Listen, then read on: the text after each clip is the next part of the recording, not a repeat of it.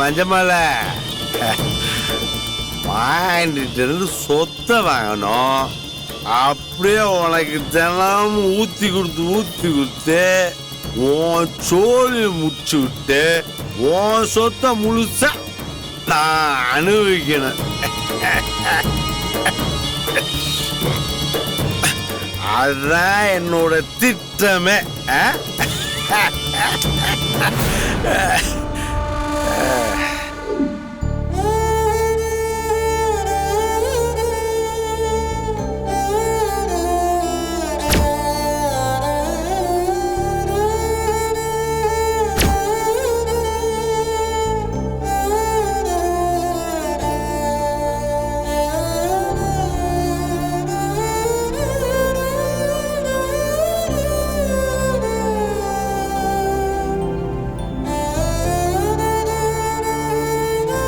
ஏங்க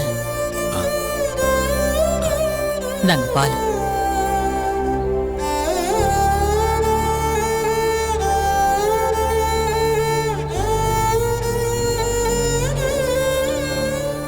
என்னாச்சு? ரொம்ப நேரமா தனியா இப்படி வந்து உக்காந்துக்கிட்டு இருக்கிய?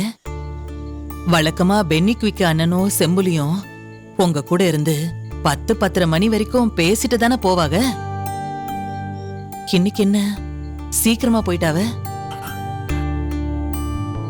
எனக்கு தான் கொஞ்சம் தனியா இருக்குன்னு தோணுச்சு.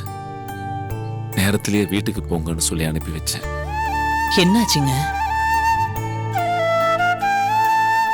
என்னாச்சு? கிட்டத்தட்ட 10 வருஷம் கழிச்சு பேச்சு நம்ம வீட்டுக்கு வந்திருக்குல்ல. பேச்சு நம்ம வீட்டுக்கு வந்து நம்ம 2 பேர்த்துக்கிட்டே ஆசீர்வாதம் வாங்கினது, இதெல்லாம் நினைக்கிறப்ப எனக்கு என் மனசுக்கு ரொம்ப சந்தோஷமா இருக்கு மீனாட்சி. முன்னெல்லாம் நம்ம வீட்டுக்கு பேச்சு வந்தா கறி குழம்பு சமைச்சு மீன் குழம்பு சமைச்சு தூக்குவழியில கொண்டு வருவா. அவ கையாலேயே பரிமாறி எல்லாரையும் சாப்பிட வைப்பா. இங்க இருக்கிற வரைக்கும் நான் தான் சமைப்பேன்னு சொல்லி எல்லாத்துக்கும் சமைச்சு போட்டு உனக்கும் கூட மாட ஒத்தாசையா இருந்து எல்லா வேலையும் முடிச்சு கொடுத்துட்டு தான் அவ கிளம்பி போவா.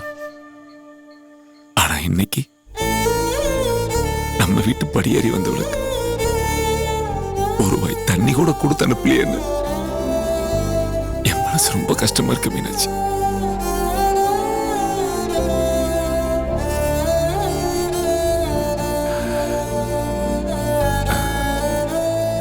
என்ன மீனாட்சி, ஏன் எதுவும் சொல்லாம அமைதியாக இருக்க? பிறந்த வீட்டுக்கு போற சந்தோஷமும் கூட பிறந்த உறவுகளை பாக்குற சந்தோஷமும் என்னன்னு ஒரு பொம்பளையால மட்டும்தாங்க உணர முடியும். அந்த வகையில பல வருஷம் கழிச்சு பேச்சு இந்த வீட்டுக்கு வந்ததுல எனக்கு ரொம்ப சந்தோஷம் தாங்க. ஆனா எனக்கு அந்த குடும்பத்தோட உறவு நீடிக்க வேணான்னு தோணுதுங்க. ஏதோ சீர் செய்யணும்னு சொல்லி கேட்டாவ, அதுக்கு பத்திரிக்கை வச்சு விசேஷத்துக்கு அழைச்சிருக்காவ. உங்க ஸ்தானத்தை விட்டு கொடுத்துட கூடாதுங்கிறதுக்காக தான் அவங்க வீட்டு விசேஷத்துக்கு போலான்னு சொல்லியே நான் சம்மதிச்சேன். ஆனா அந்த விசேஷத்துக்கு போறதுனால என்ன பிரச்சனை வருமோ ஏது பிரச்சனை வருமோன்னு சொல்லி என் மனசுக்குள்ள ஒரு மாதிரி பயமாவும் கவலையாவும் இருக்குங்க. போதும், இந்த உறவை நமக்கு வேணாம் சாமி. அவங்க ஒட்டும் வேணாம், உறவும் வேணாம், நாம ஒதுங்கியே இருப்போம். நாம ஒதுங்கி இருக்கிறது தான் நம்ம குடும்பத்துக்கு நல்லதுன்னு எனக்கு தோணுது.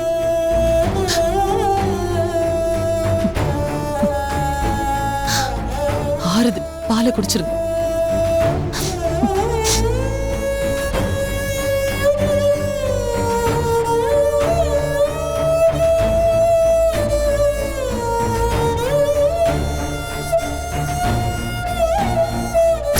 பூங்கொடிய என் வீட்டு மருமகளாக்கிக்கிறது என் பொறுப்பு.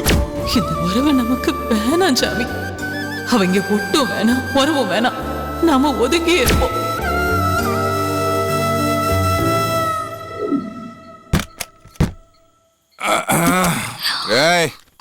டேய் நீ என்ன சொன்னாலும் என் மகன் அதெல்லாம் ஒண்ணும் இல்ல.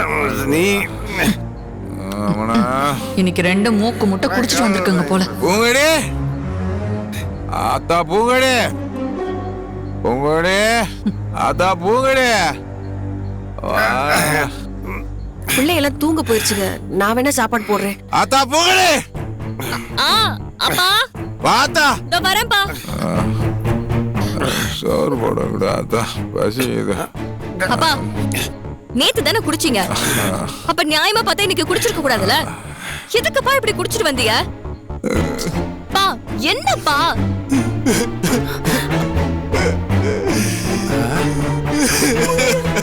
பா, பா, என்னப்பா ஆச்சு? பா, பா, ஏன்ப்பா அழுகிறீங்க? பா, ஏன்ப்பா அழுகிறீங்க? என்னய்யா? அதான் நான் இன்னைக்கு குடிக்க கூடாதுன்னு ஆத்தா நினைச்சேன். ஆனா என்னால முடியல அத்தா. என் மனசுக்குள்ள அம்பிட்டு பாரம்டா. என் மனசு எம்பிட்டு வலிக்குது தெரியுமா? பா, பா, அழாதீங்கப்பா, பா, அழாதீங்கப்பா. அதான் நான் எவன் முகத்துல முழிக்க கூடாதுன்னு நினைச்சனோ, எவன் குடும்பத்தை நான் சீண்டவே கூடாதுன்னு நினைச்சனோ, அவன் வீட்டுக்கே இன்னைக்கு நான் படியேறி போய் அவன் முகத்திலே முழிக்க வேண்டியது ஆகி போச்சு அத்தா.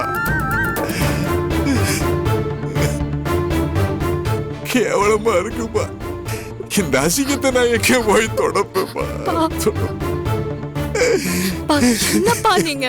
சரி விடுங்க, நீங்க அதெல்லாம் ஒண்ணும் பேச வேணாம்.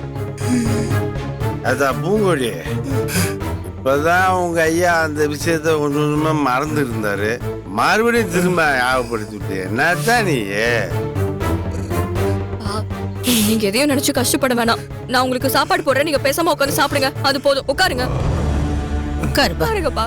உட்காரு. மெதுவா.